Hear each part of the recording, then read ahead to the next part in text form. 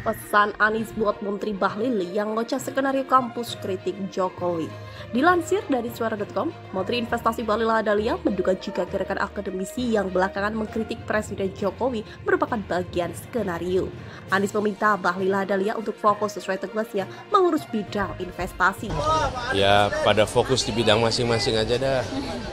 Yang ngurusin investasi, fokus investasi, supaya investasi kita lebih padat karya daripada padat modal. Kalau enggak nanti semua ngurusin pilpres, republik ini harus jalan.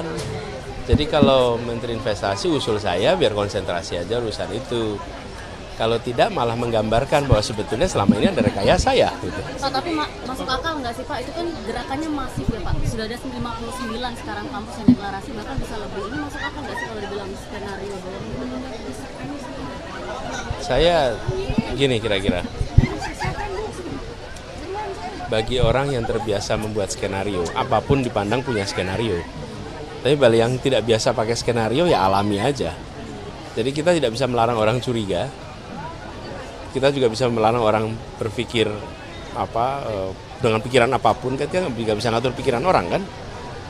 Tapi kalau kita lihat kemunculan ini kan karena kondisi.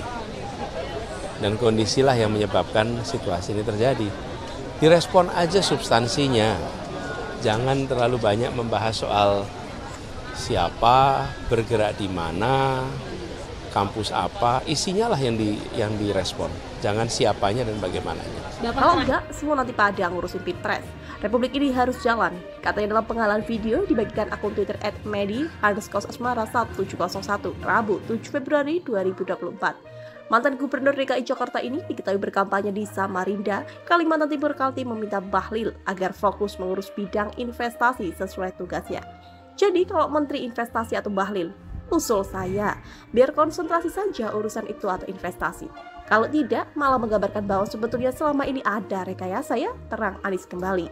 Dia menyinggung bahwa seseorang terbiasa membuat skenario, maka semuanya dinilai sebagai skenario. Begitu juga sebaliknya. Tapi bagi yang tidak biasa pakai skenario, ya alami aja, tutur Anies kembali. Menurutnya, kita tidak bisa melarang orang curiga dan apalagi melarang orang berpikir dengan pikiran apapun. Gerakan Civitas Akademika yang menyerukan selamat demokrasi Indonesia, kata Anies, merupakan gerakan yang timbul karena merespon situasi yang sedang terjadi. Kita tidak bisa mengatur pikiran orang kan? Tapi kalau kita lihat, kemunculan ini kan karena kondisi. Dan kondisilah yang menyebabkan kondisi ini terjadi. Direspon saja substansinya. Jangan terlalu banyak membahas soal siapa, bergerak di mana, kampus apa, isinya lah yang direspon. Jangan siapanya yang dibagikan mana, jelasnya kembali. Sebelumnya, Menteri Investasi Bahlil Lahadalia yang juga mendukung Prabowo Subianto Gibran Raka Buming Raka menyebut ada pihak yang mendalangi gerakan dan petisi para akademisi di berbagai perguruan tinggi kepada Jokowi. Bahlil mengklaim sudah paham dengan gerakan yang organik atau bukan lantaran gerakan yang seharusnya dimulai dari mahasiswa tak berhasil, sehingga menyasar guru besar dan akademisi. Nah, menurut kalian bagaimana guys komentarnya?